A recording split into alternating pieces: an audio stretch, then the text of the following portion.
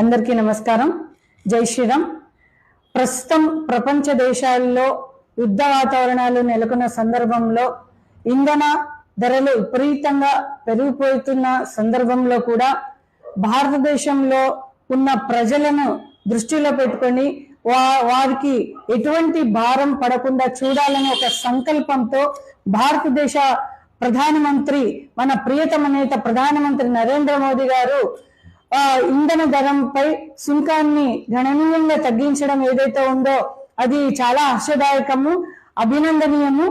అలాగే మన ప్రపంచ దేశాల్లో అనేక దేశాల్లో ఇంధన ధరలు విపరీతంగా పెరుగుతున్నప్పటికీ మన భారతదేశంలో పెట్రోల్, డీజిల్ ధరల పైన సుంకాన్ని భారీగా తగ్గించడము, పెట్రోల్ 13% ఉండే సుంకాన్ని 3%కి తగ్గించి, అలాగే డీజిల్ 10% ఉండే సుంకాన్ని 0%కి తగ్గించి భారతదేశ ప్రజలకి ఎటువంటి భారం కలగకుండా దీని నుండి రవాణా ఖర్చులు కూడా తగ్గి అనేక వర్గాల వారికి,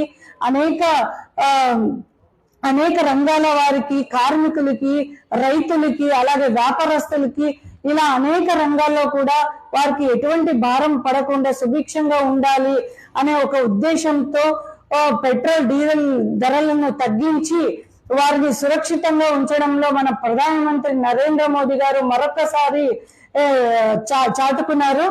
అలాగే ఇలాంటి ప్రధానమంత్రి నరేంద్ర మోదీ గారికి మన భారతదేశ ప్రజల తరపున, అలాగే మహిళల తరపున వారికి ప్రత్యేకమైనటువంటి ధన్యవాదాలు తెలియజేస్తూ, మన కుటుంబంలో ఎవరికైనా బాగలేకపోతే, కుటుంబంలో ఏదైనా ఆపత్తు వస్తే ఇంటి పెద్దగా ఎలాగైతే ఆలోచిస్తారో అలాగే మన భారతదేశానికి, మన భారతదేశ ప్రజలకి ఎటువంటి ఇబ్బంది వచ్చినా, ఎటువంటి సమస్యలు వచ్చినా, ఎటువంటి ఆపత్తు వచ్చినా ఇంటి పెద్దగా ఎలాగైతే ఆలోచిస్తారో అలాగే మన భారతదేశ పెద్దగా మన ప్రధానమంత్రి నరేంద్ర మోదీ గారు ఎటువంటి ఆపత్తు కలగకుండా ఎప్పటికప్పుడు ముందుగానే ఆలోచించి వారికి సురక్షితంగా ఉంచడంలో మన ప్రధానమంత్రి నరేంద్ర మోదీ గారు ముందుండడం చాలా హర్షదాయకము.